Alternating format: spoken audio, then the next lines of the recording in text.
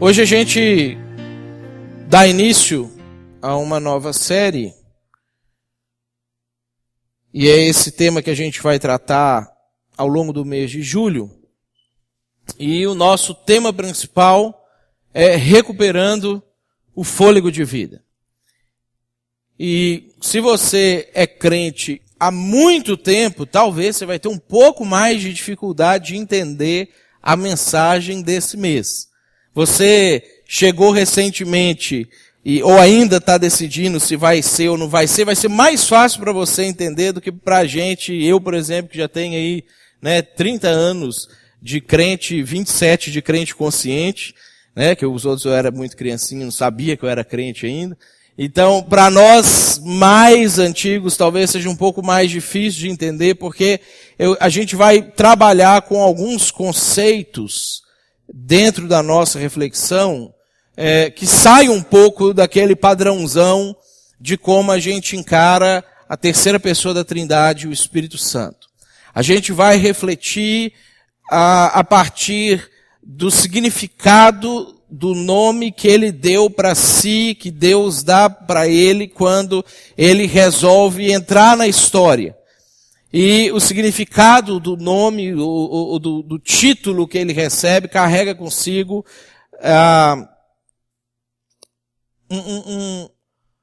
uma designação daquilo que ele ia fazer, e daquilo que ele efetivamente está fazendo, e daquilo que ele ainda vai fazer no mundo. E às vezes, o nosso relacionamento com ele, e com essa ideia, fica um pouco aquém daquilo que de fato significa Espírito Santo. E que a gente tem ao longo da história da igreja tantas controvérsias e tantas dificuldades para poder trabalhar, mas a ideia é que a gente vai pensar um pouquinho sobre isso. E o nosso subtema hoje é o que você está respirando. Se eu começar com essa pergunta para você, a resposta é meio óbvia, Você vai me responder aí, ar, oxigênio, ou alguma coisa relacionada com isso aí. E é óbvio, você está certo. Agora, se eu perguntar para você, o que a sua alma está respirando? Talvez você vai ter um pouquinho mais de dificuldade de me definir. Porque quando a gente pensa sobre respiração, a gente pensa imediatamente a respeito de vida. Não tem como viver sem respirar, pelo menos a nível humano. Eu não tenho como viver sem respirar. Se agora o ar, o oxigênio é cortado da gente, a gente não morre imediatamente. O que vai acontecendo é que você vai tontear, talvez você vai sentir algumas dormências, e aí a sua vista vai ficando escura, e aí você vai desmaiar, e aí então depois você vai morrer. Nós não morremos imediatamente após o corte da nossa respiração. A questão é, o que a nossa alma, a nossa essência, aquilo que nós somos formados essencialmente, que não morre, que não deixa de existir com o encerramento da vida corpórea, física, de que ela se alimenta? De que ela se nutre? O que a nossa alma respira para que ela possa viver? Essa é a pergunta que eu quero que a gente, ao longo desse mês, pense sobre ela, e que talvez as respostas para isso pode trazer alguma luz para algumas decisões que a gente precisa tomar. Existem algumas palavras no nosso contexto que elas têm um significado, às vezes a gente dá um significado para ela, mas ela tem um significado mais profundo. Ou vários significados. Por exemplo, a palavra morte.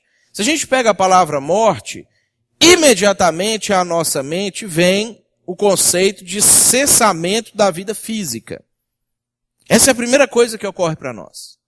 Então, se eu falar assim, amanhã eu vou morrer, a primeira coisa que você vai pensar é o que vai acontecer com ele, que vai cessar a vida física dele. Agora, a palavra morte, ela existe antes do conceito de encerramento de vida física. O que acontece é que esse conceito, ele tem ou carrega consigo um significado mais profundo, que uma das coisas que surge ou emerge desse conceito é também o encerramento da vida física. Só que como esse é o conceito que a gente lida mais diretamente com ele no nosso dia a dia, no nosso contexto, muitas vezes já é a primeira coisa que vem à nossa mente quando a gente pensa ou fala a respeito de morte. Quando a gente pensa e fala a respeito de respiração, antes de nós termos o conceito de inalarmos ar e expirarmos o ar, antes da gente ter esse conceito da necessidade do oxigênio entrar e o nosso organismo fazer uma série de produções e reações químicas e mandar oxigênio para o cérebro, para os outros tecidos do corpo, para a gente não deixar a vida física. Esse conceito, ele já estava presente na existência e na criação com um sentido muito mais profundo do que o simplesmente respirar que a gente fala no nosso dia a dia. Por isso, se eu perguntar para você o que você está respirando, você pode me responder oxigênio ou ar imediatamente. Mas se a gente for pensar em todos os níveis dessa pergunta, a resposta é um pouco mais complexa do que o óbvio. A Bíblia, ela foi escrita em 2 idiomas, grego e hebraico. E a parte grega da Bíblia, ela foi escrita por pessoas que pensavam em hebraico.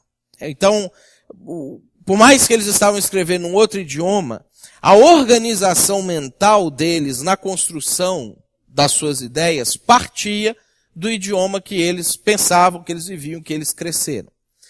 E quando a gente vai olhar algumas palavras que vão permear a nossa Bíblia, e às vezes a gente traduz como fôlego, como respiração, como espírito, a gente chega nessas 2 expressões. De cima ali é a expressão hebraica, significa ruar.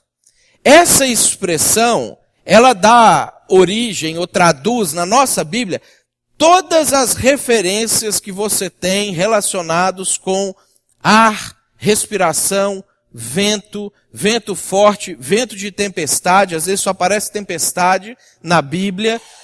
Todas as referências relacionadas com isso partem daquela primeira palavra ali, que parece bem estranho, né? Não tem nada a ver com o nosso jeito de escrever. A correspondente grega dessa palavra, que aí vai estar no Novo Testamento, é a palavra pneuma. Aí quem lembra das aulas de matemática já consegue identificar as letras do grego ali, que a gente tem o pi e o m ali também, o mi também é parecido àquilo que a gente já estudou. Esses 2 termos, eles traduzem para a gente, desde esse movimento aqui,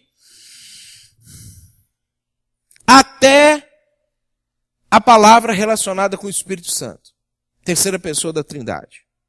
Inclusive pode ser utilizada para a palavra atmosfera, pensando na questão daquilo que tem no nosso planeta, aonde a gente está inserido e vivendo dentro da atmosfera.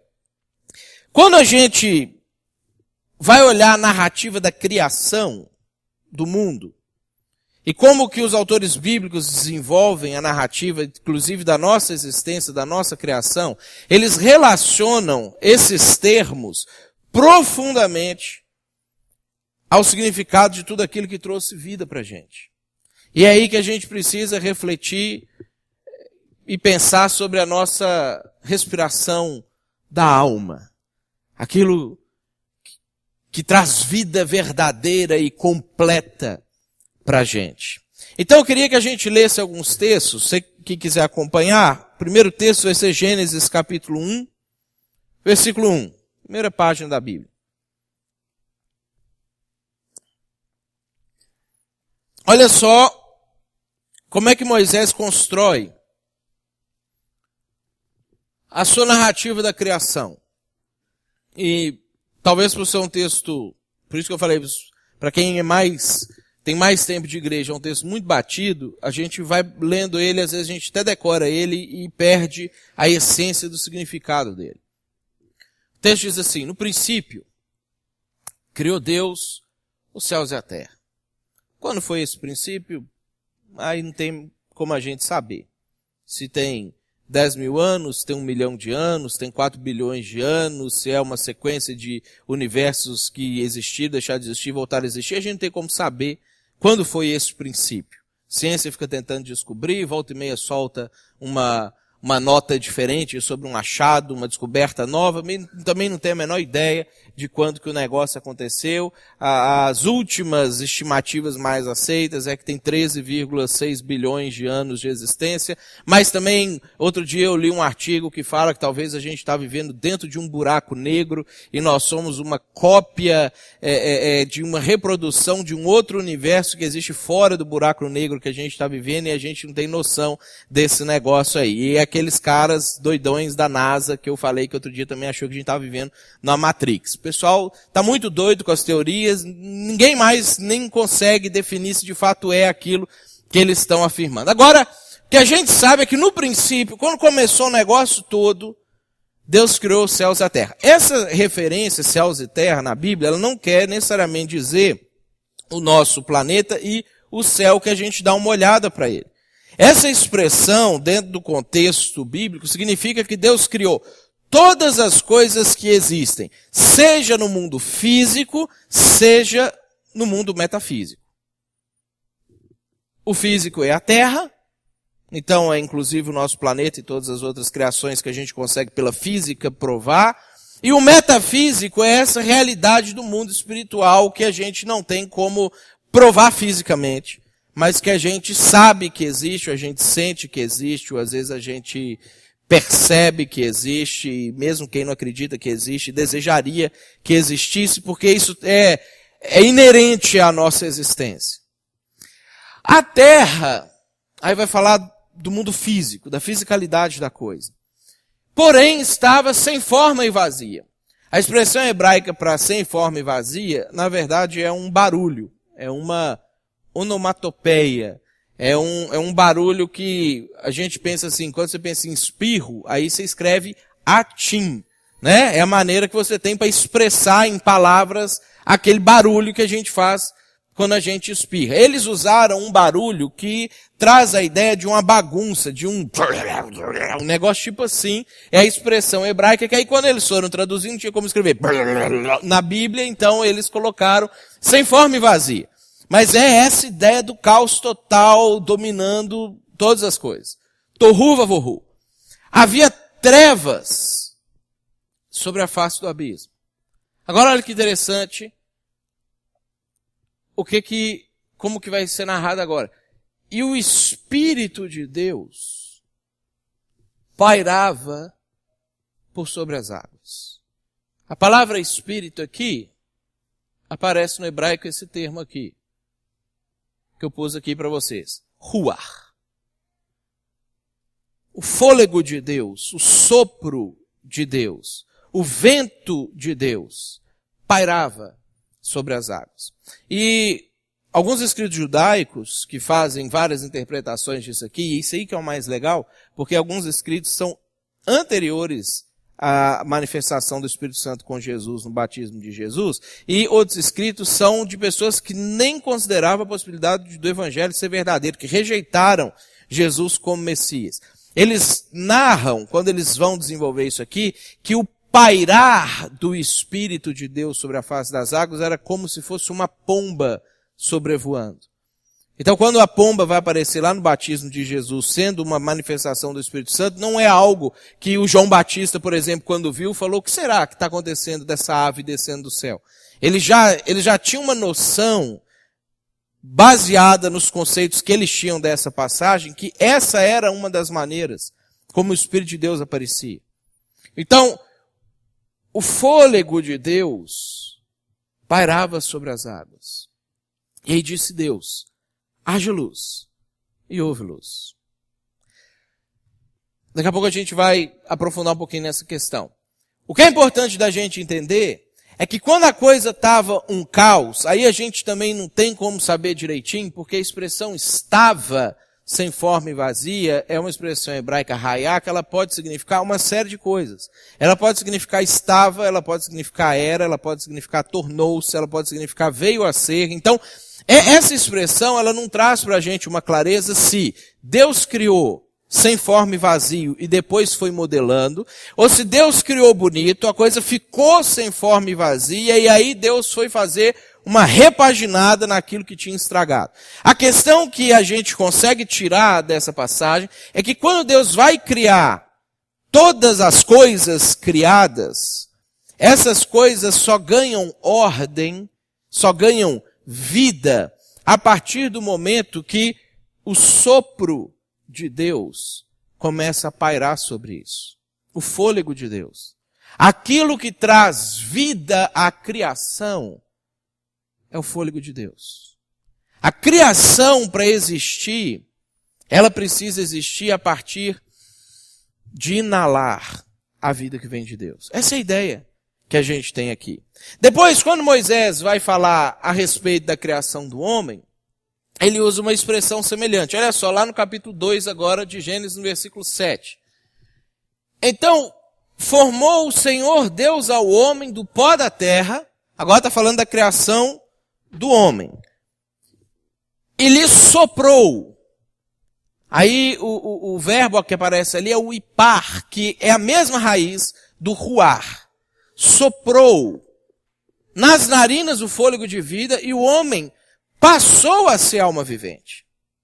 Então, quando Deus ele cria o homem a partir da fisicalidade, ele constrói o corpo biológico do homem, faz ali as mãos, os dedos, os órgãos internos, toda a coisa. Aquilo só passa a existir vivo a partir do momento que também Deus sopra de si, do seu espírito, para dentro do homem. Quando o homem inala essa vida de Deus, ele passa a existir como alma. A essência interior, que é de fato quem você é, passa a existir. Ela surge a partir desse momento. De maneira que na narrativa da criação, todas as coisas existentes, sejam elas que a gente considera inanimado, como pedras, minerais, coisas assim, e as coisas que nós consideramos animados, como os animais, plantas, etc. E aquilo que nós consideramos, hoje já estão questionando isso também, mas a gente ainda considera como o topo da criação, que é o ser humano, todas as coisas que existem, elas só existem a partir do momento que Deus sopra do seu fôlego na criação. E é assim que as coisas passam a existir. Aí, quando a gente vai ver os escritores bíblicos narrando sobre a criação, eles vão trazer esses conceitos também. Lá no Salmo 33, no versículo 6, quando Davi ele vai narrar a criação da sua perspectiva, alguém já também tinha passado por alguns estudos, etc., ele traz a seguinte expressão. Ele diz assim: os céus, por sua palavra se fizeram. E a gente viu lá, disse Deus, haja e ouve. Por sua palavra se fizeram. E pelo sopro, e aí Davi usa a palavra ruach, de sua boca, o exército deles. Até quem tem, não sei se alguém tem, se tiver pode trocar, mas só nesse momento vai dar para dar uma ajudadinha, aquela versão da Bíblia revista e corrigida, aqui traz espírito de sua boca. Eles já fizeram a tradução porque a gente tem a dificuldade, na hora que a gente vai fazer traduções, de definir como é uma palavra que tem vários significados, que palavra a gente vai usar nesse momento aqui. Agora, pra gente que é ocidental e que tem uma outra mentalidade, talvez isso fique um pouco confuso no começo. Para eles, era bem tranquilo. Entender que aquilo que estava acontecendo é um símbolo da vida de Deus que vai para a sua criação. É onde Deus ele troca e ele transmite vida e existência para a sua criação. Também, quando a gente vai ver a maneira como João narra a criação, ele revela para a gente algumas coisas interessantes, e aí tem 3 textos lá em João que eles são legais para a gente terminar essa nossa construção. O primeiro está lá no capítulo 1, entre o versículo 1 e 4, é quando João, escrevendo o Evangelho, ele vai falar a respeito da vinda de Jesus, e aí ele começa a construir no Evangelho a mesma coisa que Moisés constrói na narrativa de Gênesis, só que agora ele vai trazer a coisa do ponto de vista espiritual, ou do ponto de vista do céu, do ponto de vista de Deus. Moisés escreve, olha, eu enxergando a coisa daqui, eu vi que Deus disse no princípio, haja, e as coisas foram agindo, né? Foram acontecendo. E aí, agora João, ele vai fazer a coisa do outro ponto de vista, da outra perspectiva. Aí ele começa o seu evangelho com a mesma expressão que Gênesis inicia, no princípio. Mas aí ele vai dando outro rumo. Olha só o que ele diz. No princípio era a palavra. Eu não sei porque a maioria das nossas versões traduziu essa passagem como verbo. A expressão logos do grego que significa palavra. Eu acho que é porque ia ficar tudo no feminino aqui e eles acharam meio ruim de ficar chamando Jesus de ela na passagem. Eu acho que por isso que eles fizeram a tradução por verbo. Só que é logos, é palavra. Depois a gente vai ver que João, nos tradutores, acho que esqueceram e usaram palavra mais na frente também. Mas o que ele está trabalhando aqui, João está trabalhando aqui, é a mesma coisa que Davi trabalhou aqui. Palavra. No princípio era a palavra. E a palavra estava com Deus, e a palavra era Deus. Ela estava no princípio com Deus. Todas as coisas foram feitas por intermédio dela, e sem ela, nada do que foi feito se fez. Agora olha como é que ele vai continuando e ele vai falando. A vida estava nela. E a vida era a luz dos homens. A luz resplandece nas trevas, e as trevas não prevaleceram contra ela.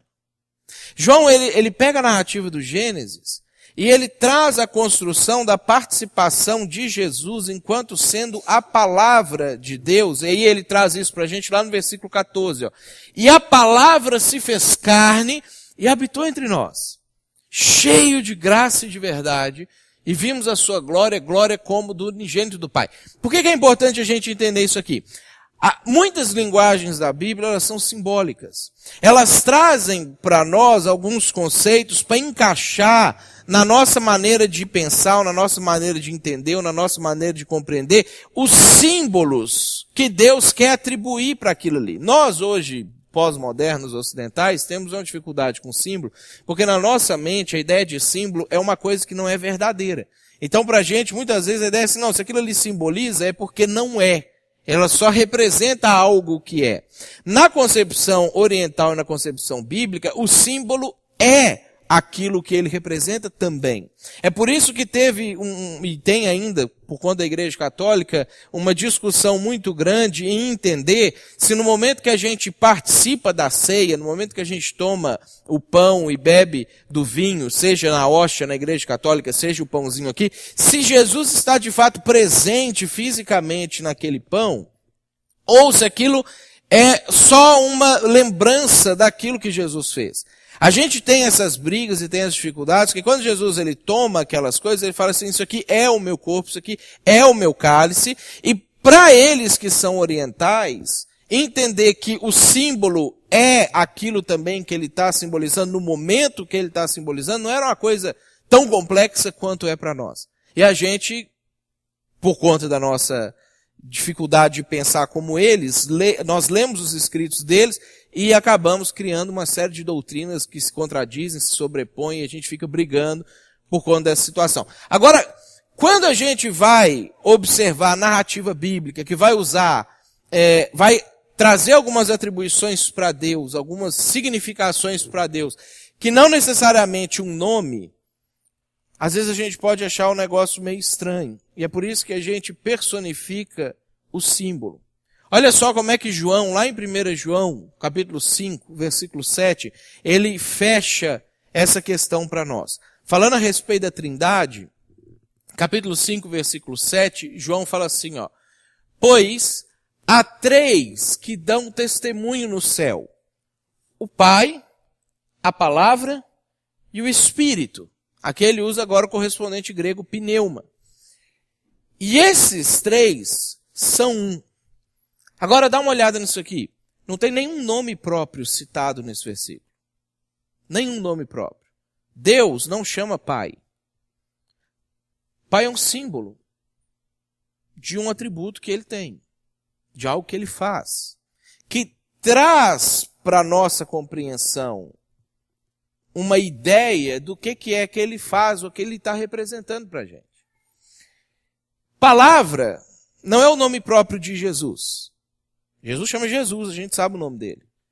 Mas quando fala palavra, traz para nós uma significação de uma ação específica que Jesus teve no momento da criação, um símbolo para a gente. Espírito, quando se refere a Espírito Santo, também não é o nome da terceira pessoa da Trindade. E aqui a gente tem o conceito da Trindade definido para a gente. Existem três no céu, que é o um Deus. O Pai, a Palavra e o Espírito. Os três são um. Está falando do Pai, do Filho e do Espírito Santo. Agora, Pai, Filho e Espírito Santo, Pai, Palavra, Deus, Senhor, todos esses termos, eles não são nomes próprios. São títulos que representam algum tipo de atributo de Deus. Por que a terceira pessoa da Trindade, quando então ela entra nos nossos escritos, na nossa história, ela começa a fazer parte daquilo, Deus resolve que Ele, Espírito Santo, vai se apresentar como Espírito, como sopro, como fôlego. O que a gente vai ter aqui é que Deus está tentando destacar qual é o principal atributo dele na terceira pessoa. O principal atributo é que é a partir dele que a gente tem vida no mundo. Em todos os níveis que você pensar da palavra vida. Em todas as esferas. A sua vida física só existe porque existe uma alma aí dentro de você. No dia que a alma se desligar do seu corpo, o seu corpo para de funcionar. E a sua alma só existe porque Deus soprou de si em você. E aí você passou a existir. Zacarias traz essa explicação muito clara para a gente, depois Eclesiastes 12:7, depois Davi no Salmo 139, mostra que, e é isso que é um negócio legal, da gente pensar a respeito de Deus, a soberania de Deus, da onipresença e onisciência de Deus, é que Deus, Ele formou individualmente cada um de nós. Nós não somos fruto de um acidente, de um acontecimento, de uma decisão dos nossos pais. Não é juntou um espermatozoide, um óvulo e bum, surgiu você. Quando isso aconteceu, se não houvesse da parte de Deus a decisão de soprar vida naquela coisa biológica que estava se juntando, não ia para frente.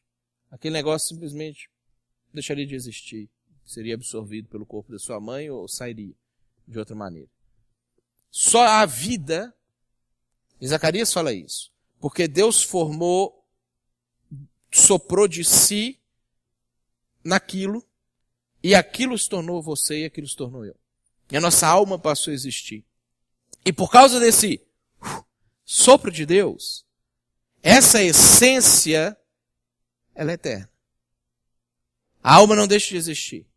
Não vai chegar um momento que isso vai acabar, que isso vai cessar. É por isso que nós vamos ter depois os vários conceitos de vida após a morte, e vida após a morte, após a vida, e como é que o negócio vai funcionar na ressurreição e tudo mais. Porque não vai acabar. Porque é da própria essência de Deus em cada ser humano. Isso aí. Para que você exista, você precisa ter respirado antes do oxigênio, você precisa ter respirado do sopro de Deus. Para a sua existência. Assim como toda a criação. Animais, plantas e tudo que existe. Então Deus escolhe esse símbolo e Ele apresenta o Espírito como fôlego e como sopro para poder trazer para a gente essa compreensão sobre a vida. Aí Jesus, ele tem um momento que ele está conversando, voltando lá em João. João parece ser o que mais captou esse negócio, porque ele escreve bastante sobre isso. Ele está conversando com a mulher samaritana, e lá no capítulo 4 do Evangelho de João, eles estão debatendo sobre onde é que tem que adorar a Deus. A gente adora a Deus no templo aqui, ou no templo lá, ou no monte aqui, ou em Jerusalém. Como é que funciona o negócio? Aí Jesus faz uma afirmação para a mulher samaritana que fala sobre a natureza de Deus. Ele diz assim para aquela mulher: mulher, Deus é espírito. Quando a gente pensa nessa ideia de Deus é espírito, na nossa mente ocidental vem a imagem do Gasparzinho, né? Um fantasminha assim, meio transparente, que se você chegar em Deus, então sendo espírito, você atravessaria ele, se colocasse a mão, ele atravessa as paredes e vai, né, você não consegue. Essa é a ideia ocidental de espírito, porque os desenvolvimentos, as conexões que nós tivemos com o animismo, depois com o espiritismo, foram trazendo para a gente um significado para a palavra espírito que a Bíblia não atribui. Quando Jesus está falando sobre isso, ele está falando para a mulher assim: mulher, Deus é essa essência de vida, esse fôlego de vida, isso que, uma vez soprado, traz à existência a vida das coisas. E aí ele fala para a mulher: importa que os adoradores dele adorem ele em espírito, em vida e em verdade. É isso que Jesus está comunicando com a mulher nessa passagem. Para que haja um equilíbrio no mundo que a gente está vivendo, o mundo ele precisa respirar da sua essência. Tudo que existe foi criado a partir de Deus, a partir da vida de Deus, e dele depende a continuação dessa existência. Agora veja, essas coisas aqui são palavras, são termos que a gente normalmente relaciona com uma vida plena. Quando a gente olha para a nossa vida, quando a gente olha para o mundo, quando a gente olha para os nossos relacionamentos, essas coisas são as coisas que a gente quer, né? Assiste o evento da Miss Universo, vocês vão ver que todas elas falam sobre essas coisas aí, né? Harmonia, paz, amor, saúde, relacionamentos saudáveis, tranquilidade, vida. Se você alguém faz aniversário, você deseja pelo menos umas 3 coisas dessas para a pessoa que está fazendo aniversário. A gente quer esse tipo de coisa. Porque quando a gente pensa em vida, a gente não pensa somente numa existência biológica. A existência biológica a gente chama de sobrevivência. E é por isso que quando a gente vê uma pessoa que está passando por uma situação que ela não tem essas coisas na sua vida há muito tempo, mais que ela está vivendo, a gente fala assim: fulano está sobrevivendo. Está vivendo com o que dá. Ele está aí indo. Mas quando a gente pensa na palavra viver, a gente mesmo traz para o nosso conceito que não é somente respirar o oxigênio físico para que esse corpo físico continue existindo. E é por isso que nós, seres humanos, buscamos, de várias maneiras, às vezes lícitas, às vezes ilícitas, trazer para a nossa sobrevivência esse tipo de vida aqui. Todas essas coisas colocadas aqui. Agora, quando a gente olha para o nosso mundo, é isso que a gente vê? Quando a gente assiste o noticiário na televisão, é isso que a gente vê que está acontecendo nos outros países, nos outros lugares? Se a gente parar para pensar sobre a nossa vida, são essas coisas que a gente vê no nosso dia a dia? Quando nós olhamos para o mundo, parece que Deus está controlando todas as coisas? Parece que Deus está conduzindo cada acontecimento do nosso mundo? Não é esse, inclusive, a gente volta e meia fala um pouquinho sobre isso aqui, alguma coisa que a gente escuta das pessoas que perguntam pra gente se Deus é bom e todo-poderoso, por que existe tanto mal no mundo? Não é por causa disso, porque as pessoas, quando elas pensam sobre Deus, elas pensam isso aqui. Quando elas olham para a realidade do mundo, elas não enxergam isso aqui. Pensando na sua vida pessoal, você não precisa levantar a mão para não ficar constrangido. Mas quem aqui teve algum tipo, alguma forma de ansiedade essa semana?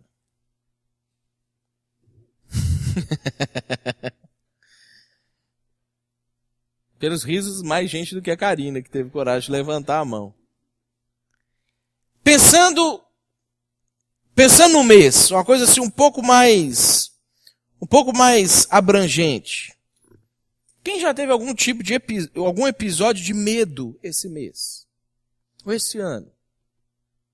Pode ser medo de uma violência física, pode ser medo de um assalto, pode ser medo de onde é que essa economia vai parar, pode ser medo de será que eu vou conseguir sustentar minha casa até o final do ano. Pensando assim, numa coisa mais longa, porque essa semana não deve ter acontecido isso com você. Quem já sentiu vontade de matar alguém na vida? Também não precisa levantar a mão.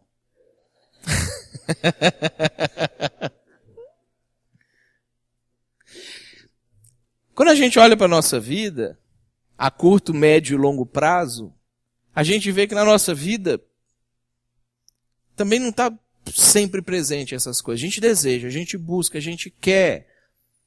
E a gente percebe que às vezes tem, às vezes não tem. Às vezes eu tenho saúde, às vezes eu não tenho saúde. Às vezes eu estou amando todo mundo, às vezes eu quero matar alguém. Às vezes eu estou sentindo paz, às vezes eu estou com medo, porque minha paz está sendo abalada de alguma maneira. Às vezes eu estou com tranquilidade, mas às vezes eu estou ansioso. A nossa vida fica assim. A nossa vida, ela tem momentos de vida e ela tem momentos de sobrevida na nossa própria existência. A simples reflexão sobre a vida e sobre o mundo traz para a gente a certeza de que tem alguma coisa errada. A gente passou essa semana e vai passar talvez esse próximo mês pensando e ouvindo e lendo e emitindo opiniões favoráveis, contrárias sobre a questão, por exemplo, da redução da maioridade penal. Por que a gente está discutindo essas coisas no Brasil? Porque a gente sabe que tem alguma coisa errada. A gente sabe que a violência existe. E a gente não sabe o que fazer com ela. A gente acha que se der educação vai resolver o problema. Outros acham que se prender vai resolver o problema. Na verdade, nenhum nem outro sabe como resolver o problema.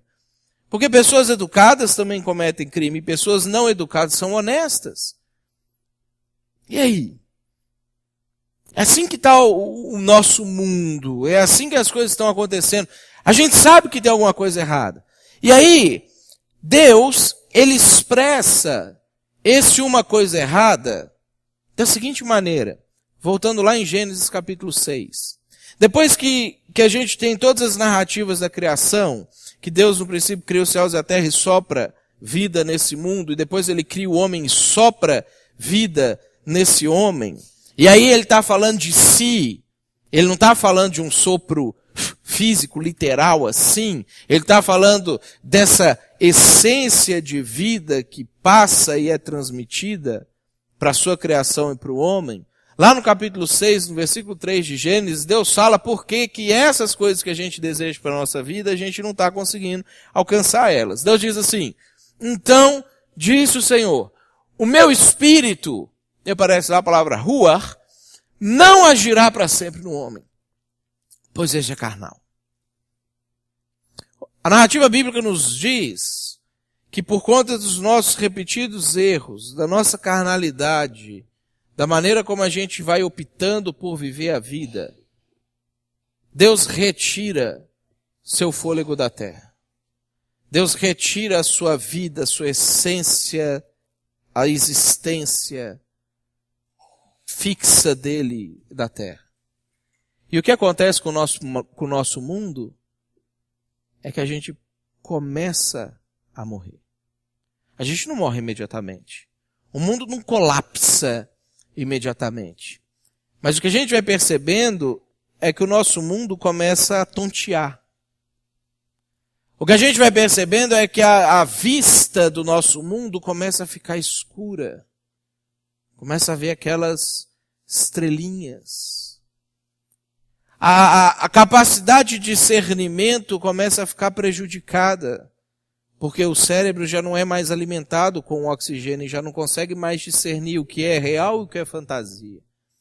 Alguns setores do nosso mundo já desmaiaram e estão só aguardando a morte definitiva. A criação perdeu o fôlego de vida. E é por isso que nós temos os problemas. A ideia é que a gente precisa recuperar o fôlego de vida. A gente precisa respirar do Espírito de Deus novamente. O nosso mundo precisa disso. E não somente a gente precisa respirar, como a gente precisa soprar desse fôlego de vida sobre outras pessoas também. Foi isso que Jesus veio fazer. Tem uma cena muito emblemática no final do ministério de Jesus, logo depois que ele ressuscita. Ele reúne os discípulos num local, e aí ele está falando algumas coisas para os discípulos a respeito da missão que eles vão ter agora. E depois que Jesus fez tudo, morreu, ressuscitou, e ele reúne os discípulos, e lá em João, capítulo 20, diz assim, disse-lhes, pois, Jesus outra vez, paz seja convosco. Assim como o Pai me enviou, eu também vos envio. E havendo dito isso, soprou sobre eles, e disse-lhes, recebei o Espírito Santo. Jesus não está fazendo um negócio pentecostal aqui. Jesus não está fazendo um negócio doido para as pessoas ficar rolando no chão e qualquer coisa nesse sentido. Jesus está dando vida para as pessoas. Jesus está dando vida para os discípulos.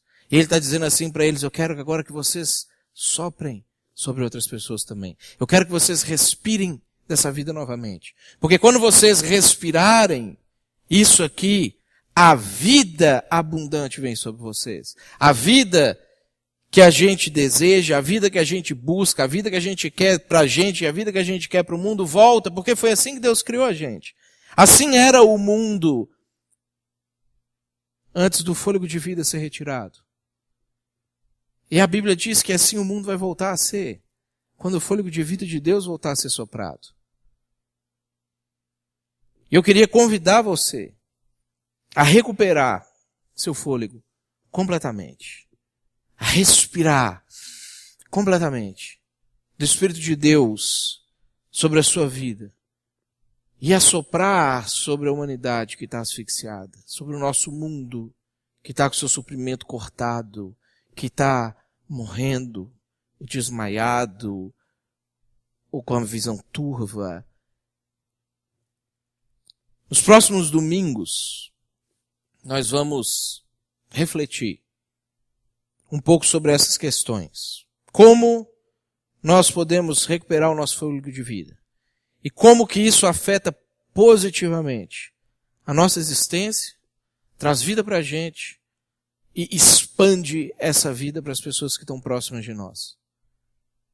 E aí a gente vai conseguir responder essa pergunta. Você tem respirado esse ar de vida? É isso que nutre a sua alma? Vamos ficar de pé para a gente orar? Senhor, mais uma vez nós queremos orar ao Senhor, agradecendo por esse tempo que a gente teve, agradecendo pela oportunidade da reflexão, da meditação, agradecendo ao Senhor pelo cuidado que o Senhor teve com a gente, de apesar da gente ter rejeitado tantas vezes o fôlego de vida do Senhor, o Senhor continua soprando sobre nós. O Senhor vê que pessoalmente, através da palavra que se fez carne, através de Jesus, para poder viver a nossa vida, morrer por nós, e ao voltar à vida, poder estender isso para cada um de nós, Deus. Nós somos gratos ao Senhor por isso, e nós queremos pedir que o Teu fôlego de vida, o Teu Espírito, possa trazer para a gente a consciência e a maneira como a gente pode aplicar isso nas nossas vidas. Cada um, Deus, tem uma história de vida diferente, está em um momento de vida diferente. Cada um aqui tem pensamentos diferentes que ocorrem à mente nesse momento. Mas nós queremos pedir que o Senhor, através do Teu Espírito, sopre vida sobre cada um de nós. Para que a gente consiga enxergar de novo, para que a gente consiga trazer a nossa mente de uma mente turva para uma mente que pensa direitinho, que raciocina direitinho, que consegue enxergar quais são as decisões claras e reais que a gente precisa tomar. Que a gente pare de ficar buscando vida em outros lugares, em outras coisas. Que a gente pare de ficar buscando aceitação, intimidade e saciar os nossos desejos naquilo que só traz mais morte, que só deixa a gente mais longe do fôlego de vida. Ajuda a gente a encontrar e permanecer no caminho aonde a gente pode respirar. Essa oração que eu faço ao Senhor nesse momento, pedindo que o Senhor leve a gente em paz para as nossas casas, debaixo do Teu cuidado, a Tua proteção, livrando a gente, Deus, de qualquer ansiedade, qualquer medo, qualquer sentimento que atrapalhe a gente de cumprir a missão que o Senhor tem para a gente, o motivo pelo qual o Senhor um dia soprou aquele espírito de vida inicialmente lá na nossa origem. Que o Senhor ajude a gente a enxergar isso claramente e viver isso na nossa vida. Peço que o Senhor abençoe a todos nós. Não nos deixe, Pai, cair em tentação, mas livra a gente do mal. Nós oramos no nome de Jesus. Amém.